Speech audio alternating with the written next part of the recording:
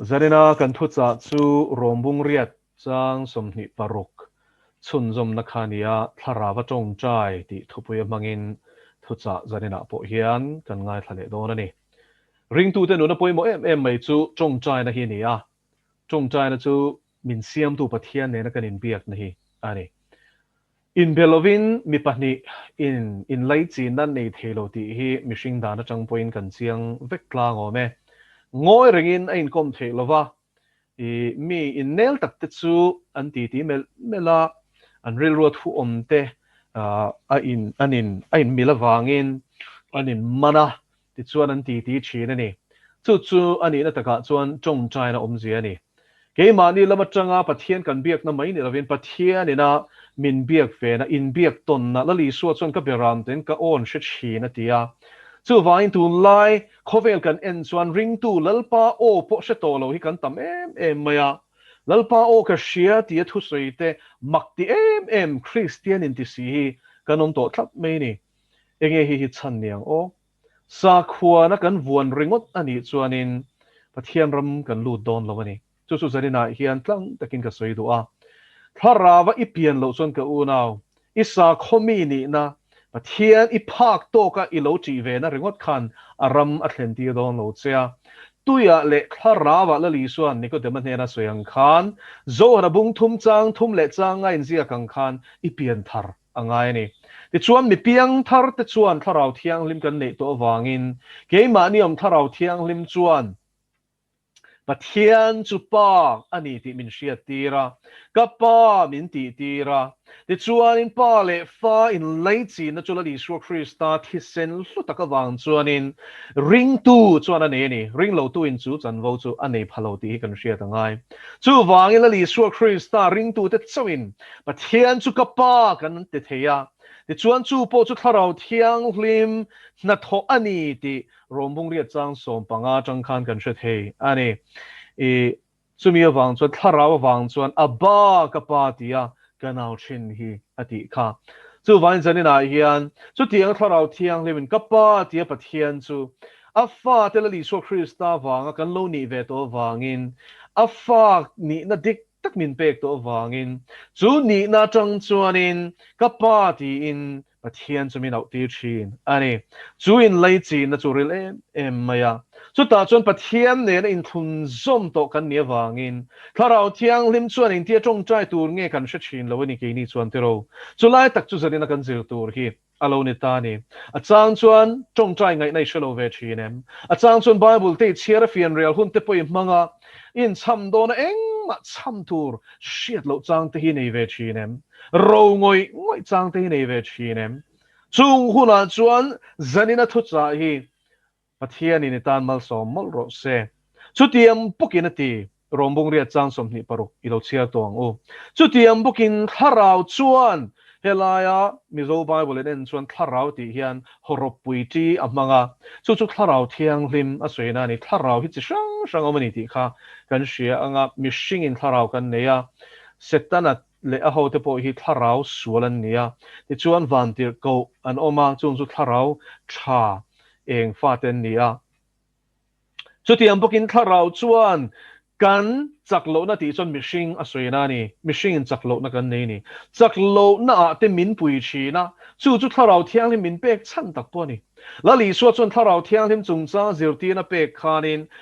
zo hana bung som pali abik takin le bung som paruk chawa te khan tharau thiang lim chung chang kha soina se ema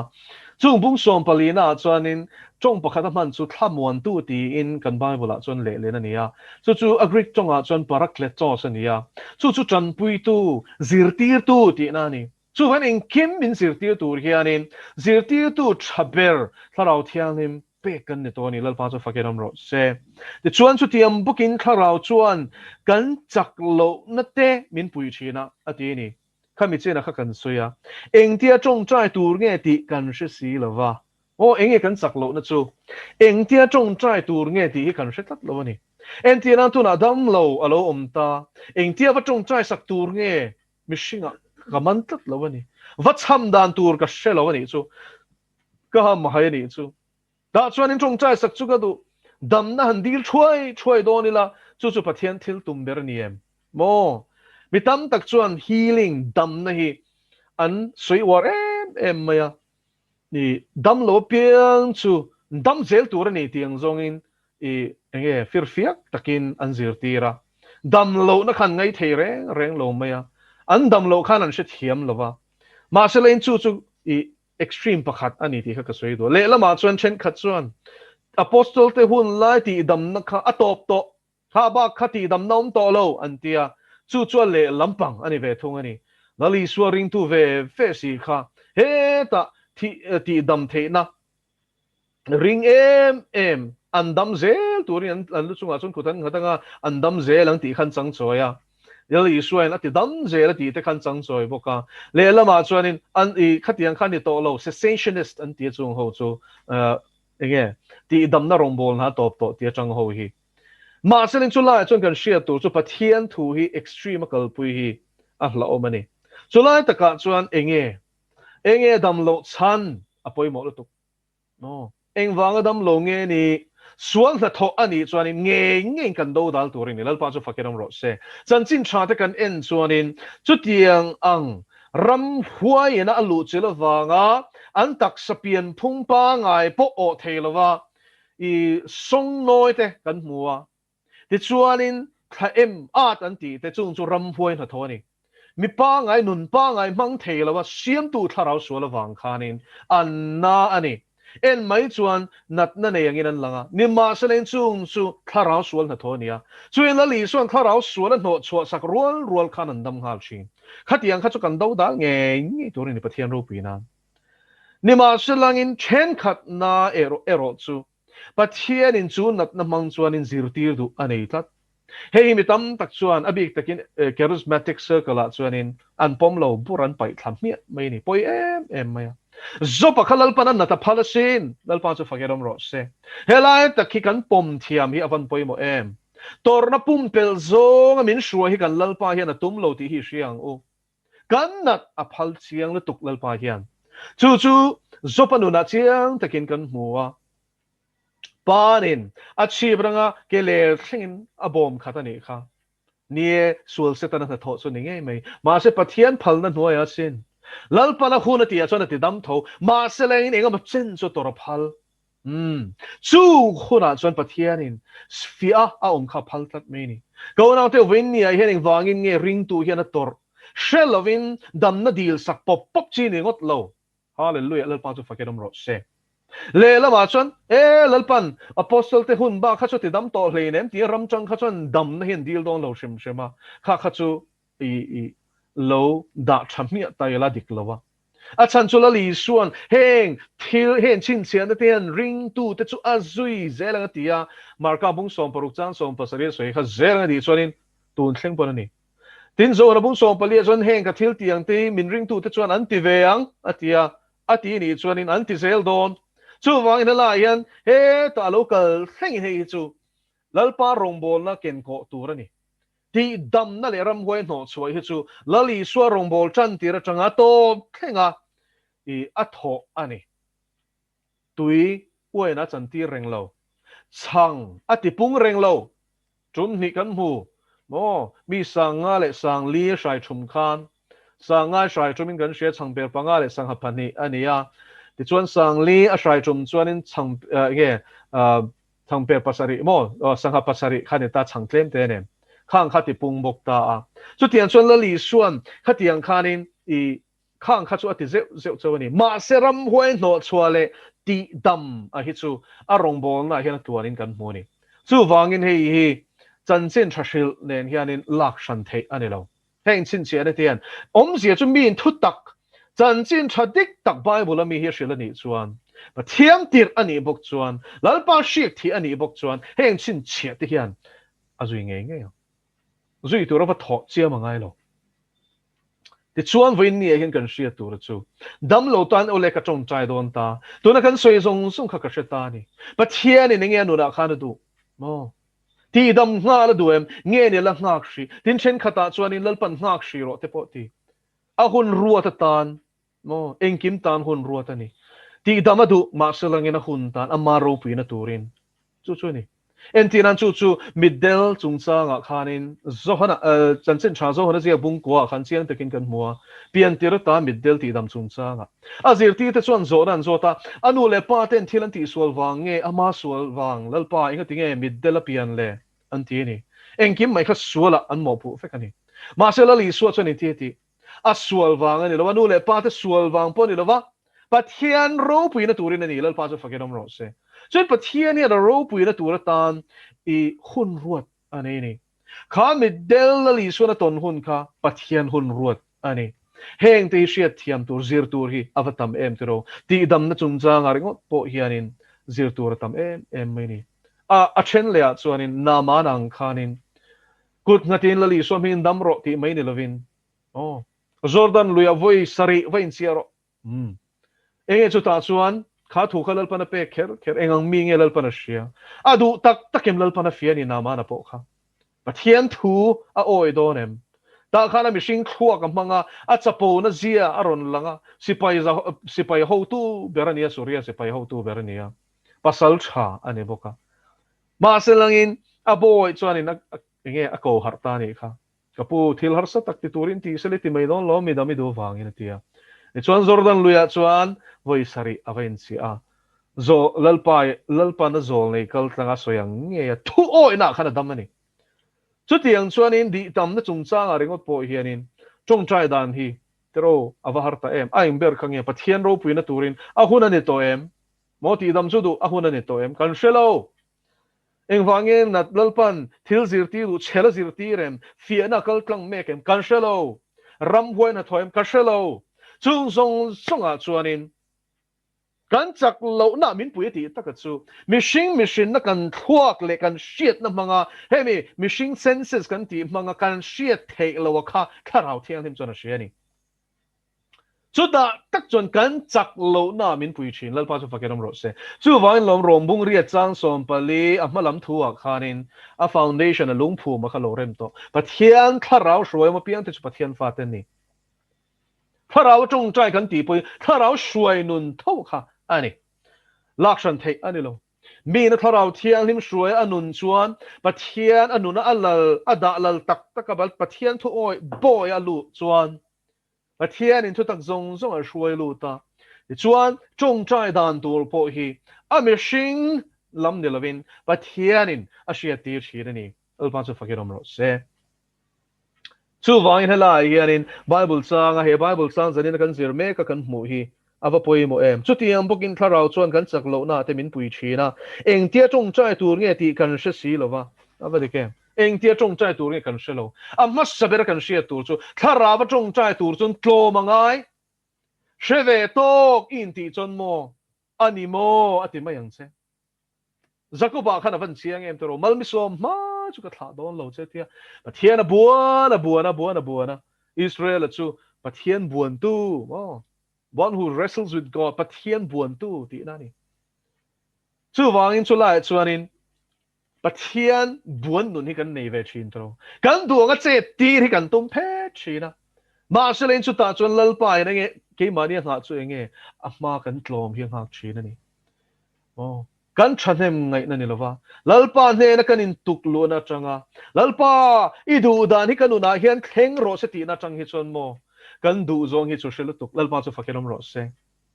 engti sam som thum pasari na chuan lalpa chunga chuan lom bok ro enge masa lalpa chunga lom khani ti chuan adot le chuenge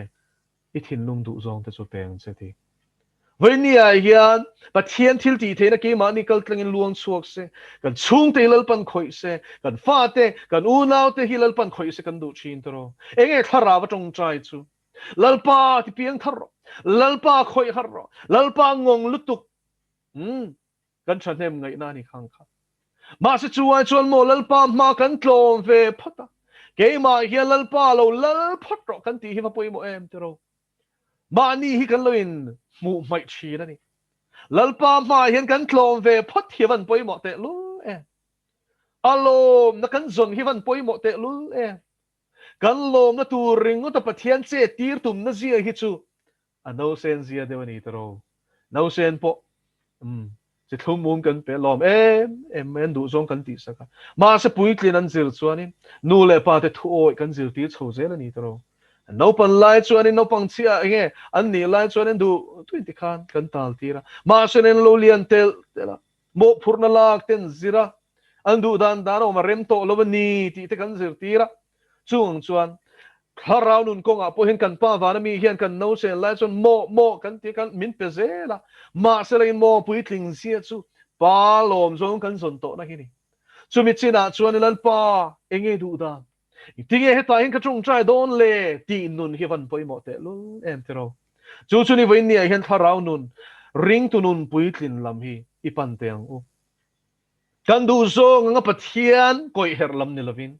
an ne na in tuklu na tranga ma ina adu anga min chong trai ti hi kan ma mo to ni lal pa chu fakelom ro se zoram dam na tur pon chong trai na te kan huai hot thin a chalu tuk ma se mo heta yan ti sa alen lu tuk chuan lal pan min kal tlang thei ka ring tlat lo ni chu mo le lal pa min chong trai ti ro ti hi van poi mo te lu vai ne hian u nau pathian du dan hi sheveka in ngai ni chuanin sapo na tlang sa ngai ding to chu ta chang chuanin pha niam la lalpa nge du zong ti lalpa hi ronte chu ta chuan rombung som pani kan chia chuan nge kan mu nakina kan lazir chip chia don awar chu soi lok tai la enge chu ta chuan in sia pathian du zong tha le lom tlang le that fam kim chu in shiat fiat thei nan in ril ru tharominati Vainia hian mo kan du zong pathian ner khena ti tir zat tum zia ni to lova puitlin na zia a chuan pathian du zong hi kan zir chet to rani lalpa du zong hi nge niang le hemi chung chang a hian ka chung kampung ruam man ti hi lalpa du zong ani ngem le ka chung trai sak dan hi lalpa lom zong ani ngem le a pom tla ka ni ngem le a tan rim tu ni ngem le hallelujah ke tan zong nun hi Kristani tiap ko poran Philippi bung khatchang som ni pakhata asoi khai ngom zia lali suwa ti lom tum nun ani top mai ni a thil ti piang a khanin lali suwa kha aron masak ber angai poimo ber ati lom tum ber ni ti na ni chu awahan poimo em chung pathum chu tero kan da masaberem ti lom kan tum ber ni em kan ngai poi mo beraniam la li suwa hi kan chung trai na nuna chung su alal ber lo ni chuanin kan du dan hi lal ber ani chuanin mo ti saram atang kan la chung trai khara ma chung trai la thling lo ko now ka soi non le teng khalai kha poi mo lu i du dan ni la li suwa du dan i dalal to china chuan i ral to lal pana nei to chia chu ta chuan khara win chung trai ti to zo kang mi bote ta na chung trai dan sumo a thiam lutuk hallelujah i cham thiam ai rilin na cham don i mangai ain boral tu te khap mangai sin chu wangin mo chu mangai tu chu mun kian ro le inuna khan da lal ro le ama du da nangin chung trai ve to ro le hallelujah lal pa chu fakelom ro se kan du dan da lal sunga lal pa mo tiro ti hi ralte se tiro ta chuan min chung trai ti ro lalpa eng tia chung trai tur nge ka shelo iti chuan mo tharau chiang limin adu dan hi van shil chiang don chem lalpa so fakelong ro se pa du zong she tu tharau chiang lim eng ti korin thon khat na bung nia chuan mo mishing chu amaril ru chu mishing chau lo chuan tuin nge shia ti ni ma shelen tharau chuan in eng kim ma chui chua ka ani pathian thuril te po ati so tharau thiang lim pa du zong she tu chuan pa du danang ina chung trai ti don cheni amahan chang don em tro eng ti nge kan chung trai na tam tak hi chana om lo chin zakopa khana in sia ka sin indil ani ma se langin mulo eng wangin mo indil dik lo awangin dil dan dik lo te dil dan a style lam ka soi lo adil diklo wangin amulo innom sakna turin indil city ani tero he mi shingi chuan anom sakna tur hi van du em oi ka fa pai nin leilo to lalpa nin leilo tirte o anom sakna zongani chuan chuan lalpa he senin le a yan enge zir tur kan ei hallelujah lalpa so faginom ro se do thei ka zirangai niang ava poi mo em tero kan ral masak phot lo hi chuan mo lele van la ber hi lal theilo wa alal theilo na chuan a ro pui theilo ko na te la li suan na khan enga tinge pa alom em azir ti ten bok te kho mayang lal pa ten tia petera ten mel dang lam na tlanga khan an hlau lu tuk kha ma se pa pathian chuan in tingeron soi kha hei ka fa pa kalom em a chuni a thu ngai ro ti pa kha fa pa chunga khana va han lom em lal pa chu fakenom ro se voinia hian hen nun hi nei tum te utero lal pa chu fakenom ro se pathian hi kan chunga hian a lom ve em le ti hi ngai to chan te ngu pathian ti lom nun ka nei ve em le hallelujah lal pa chu fakenom ro se pathian kan chunga lom chuan mo lom na hi zon angai lo kan chunga lom chuan mo alom na hian kan khatliam zok shi na ni lal pa chu fakenom ro se chu pathian chunga lom tlat nun chu mo ati angai lo pa hian mo adu zong pe khi chak zek to adil ma poin lal pa na pechin lal pa chu fakenom ro se bible hi hian sia kan yo asoy main lal pa na pedonati hallelujah lal pa chu fakenom ro se hallelujah acham main lal pa na pedonani chumale hallelujah lal pa chu fakenom ro se amen hallelujah chu wang ka una pathian ti lom nun lo nei veng cho pathian lom na lo zong ve to ro lal pa voi na hian ting e hun ka man don le ke mi mol hian ka thiam lo ka soi lo tur ka soi lenga ka en lo tur ka en le china o lal pa i du na ngi min fan ti ro min kai shruai ro han ti te shruai che hi nuam van ti em hallelujah kan nun hilal pa ne na hian ni tinahlan thar tur se nu naw te u mana kalan to ani ringot lo ni ti the cross puin mi zui ro se ati kha idu than na nge ai nun an ne rai hlana atana rim tu ya ta nei hlana hi chi bai buk na chu ni lal pa zo fagenom ro se in thoi na nung le thiang hlim ati hallelujah in thoi na nung enge in thoi na chu thutlung luya chuan in thoi na chu antal thin luan chok mok zel ni to ro ni ma sri mo thutlung thara chuan in thoi na nung hlan tur ko kan ni e kan tak sa ilal pai duang angin mang ro le min shruai la ka suyang che min tirna ka kalang lalpa soiro min ti chu ka suyang ti su min ti chu ka tilawang lalpa thu soin te ba hei kain penio I thu hi ka van oi donem han ti te pai chunga han lom dan tur chu mo alom zong I zon chuan mo ilom zong ti tur khian inor ngai to lo o pathian mi zia hi man te wa o nau du tak te o hallelujah pathian lom zong tu te lom zong hi pathian in ti achak lut tok ti hi tlan sa te hian ishemol te ang o chu wang ni ram le fel na chu zong pasaroti te chuan chung zong chu pek bel cha don chu ni ti lalpan kan mamo hi hai leinem lalpan in mamo kha hai leinem iril rukap tu khalal panangai poi mo lo ni lo ma se mo amma hi da poi mo donem ti hi ni shia ta du lalpa chu fagenom ro se I har sat na le mamo na in lali su hi du zo kem chin fel sak plo che ma se la kalom don thau I chunga hi ni ti donem ti khalom lalpan chia na du hallelujah lalpa chu fagenom ro se Isaka Abrahaman apmangai zia lalpan a hai heine enga ti ni le hlam tu ra ti si moriat langa khan lal para thin lunga fia mole kan pathian mi zia hi bible atang hian izir te angwa hlan tak turin ati reng lo mishing hlan hi pathian in ati ngai lo ram huai ho milem be ho in ante china a hol tuk ka thin lunga po ka ril ro po kha tiang ngai to na kha a om lo ti mia me sin Israel fate a chwa sal na khanin voi ni hen kan pathian hian human sacrifice adu na lamani lo chu lampang chu ni lo adu zok chumo thin lung khani Abraham hian a fapa apmangai em atar lam fa anei chun ayan min mangai em ti hi ka shadu ati nani hallelujah la pan chu fagerom ro se chu wangin mo kan pathian hian mishing te hi mo kan nuna hian lal perdu ni chu mole min mangai em awang hian ama hi zong zong mangai tur hian min du ve ni chu mole kan mangai le mangai lo hi mo min fia do lal pan chu fagerom ro se ui ka fa te ki chun ka achil top I achil ai na le tam takin lal pana achil zo ka sin ui ke chun ka mangai lutuk I mangai le tin mangai sin